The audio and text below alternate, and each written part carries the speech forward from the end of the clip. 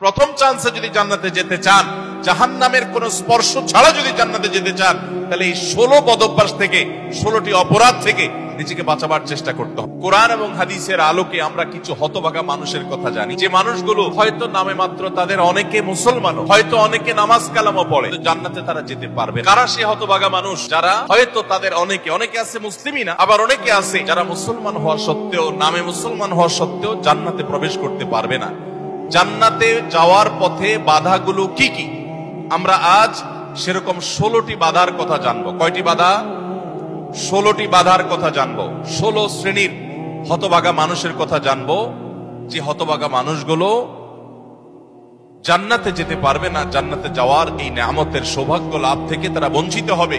আল্লাহ রাব্বুল আলামিন সেরকম কপাল পোড়া মানুষদের কাতারে যেন আমরা শামিল না হই, আমাদের সবাইকে সে তৌফিক দান করুন। ভাইরা আমার, আমরা যে শ্রেণীগুলোর কথা বলবো, প্রত্যেকটা শ্রেণীর পাশাপাশি আমরা কোরআন বা হাদিস থেকে উদ্ধৃতি এবং রেফারেন্স ইনশাআল্লাহ টানবো। আপনাদের কাজ হলো, আমাদের সবার কাজ হলো, এই 16 প্রকার হতভাগা মানুষের কোন একটা প্রকার এর মধ্যে আমি নিজে আছি কিনা সেটা মেলানো। যদি দেখি যে আমার মধ্যে এটা আছে, তাহলে মাহফিলের প্যান্ডেলের মধ্যে বসে, প্যান্ডেলের নিচে বসে, এই মাহফিলের মাঠে থেকেই আমি নিয়ত করে ফেলবো যে এই বদঅভ্যাসটা, এই খারাপ জিনিসটা আমি ত্যাগ করে ফেলবো। যেই 16টি খারাপ জিনিস, যেই 16টি অপরাধ জান্নাতে যাওয়ার ক্ষেত্রে বাধা, সে বাধাগুলো আমাদের জীবন থেকে আমাদের সরিয়ে ফেলার সংকল্প এখান থেকে করে তারপরে বাড়িতে যেতে হবে। তাহলে আজকে মাহফিলে আসা, বসা, আয়োজন করা সবকিছু সার্থক হবে ইনশাআল্লাহ। সবাই নিয়ত করবো তো ইনশাআল্লাহ। আল্লাহ আমাদের সবাইকে তৌফিক দান করুন। সর্বপ্রথম যে হতভাগা মানুষদের কথা বলতে চাই, যারা জান্নাতে যেতে পারবে না, তারা হলো যারা আল্লাহর প্রতি ঈমান আনে নাই, যারা মুসলমান হয় নাই, যারা ঈমান আনে নাই, আল্লাহর প্রতি যারা বিশ্বাস করে নাই, তারা আল্লাহর তৈরি জান্নাতে যাবে, এটা কখনো আশা করা যায়? যদি আল্লাহকে কেউ বিশ্বাসী না করে, আল্লাহর একত্ববাদকে স্বীকারই না করে, শিরকে লিপ্ত হয়, সে মুসলমানই না হয়, তাহলে সে আল্লাহর জান্নাতের প্রত্যাশা কোত্থেকে করতে পারে? একজন মানুষ, তিনি মুসলমান না, তিনি অমুসলিম, তার ব্যক্তি জীবনে অনেক ভালো কাজ থাকতে পারে, অনেক ভালো অর্জন থাকতে পারে, কিন্তু তার ভিতরে ঈমান নাই। এই লোকটা আল্লাহর কাছে জান্নাতের আশা কখনো করতে পারে?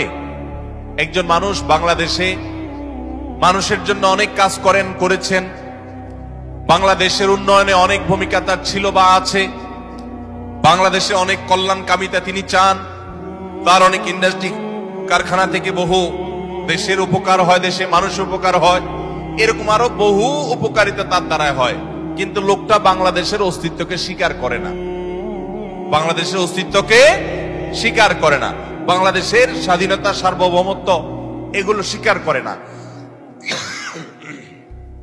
সে যদি বাংলাদেশকে অস্বীকার করে, বাংলাদেশ রাষ্ট্রের বিরুদ্ধে বিদ্রোহ করে, তাহলে এই ব্যক্তিকে বাংলাদেশ রাষ্ট্র বা রাষ্ট্রের তরফ থেকে রাষ্ট্রীয় কর্তৃপক্ষ কখনো তাকে রাষ্ট্রের কোন সম্বর্ধনা, রাষ্ট্রের কোন বিশেষ সম্মাননা ওই ব্যক্তিকে কখনো দিবে? দেওয়ার কথা। যে রাষ্ট্রকেই স্বীকার করে না, রাষ্ট্র তাকে সম্বর্ধনা দেওয়ার কথা। তার হতে পারে অনেক অর্জন আছে, হতে পারে অনেক অবদান আছে, তার একটারও 2 পয়সার কোনো মূল্য থাকবে না যদি সে রাষ্ট্রটাকে কি করে? অস্বীকার করে।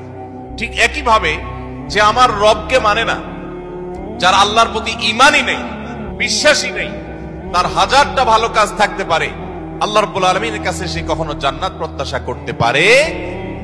যে আল্লাহকে স্বীকার করে না, সে আল্লাহর কাছে জান্নাত কিভাবে আশা করে?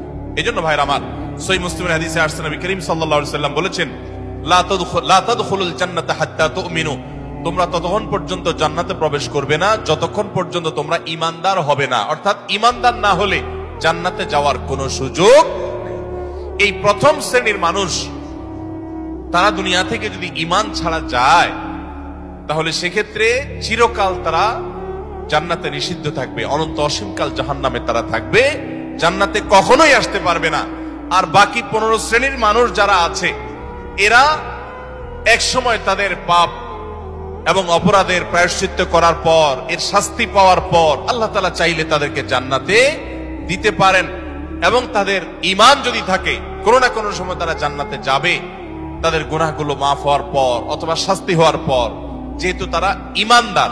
এটাই হলো আহলুস সুন্নাহ ওয়াল জামাতের বিশ্বাস এবং আকীদা, যে মুরতাকিবে কাবীরা, কাবীরা গুনাহ করে দুনিয়া থেকে যদি কেউ জাহান্নামী হয়ে যায়, সে চিরকাল অনন্ত অসীমকাল জাহান্নামে থাকবে না, বরং সেখান থেকে এক সময় সে বের হয়ে আসবে।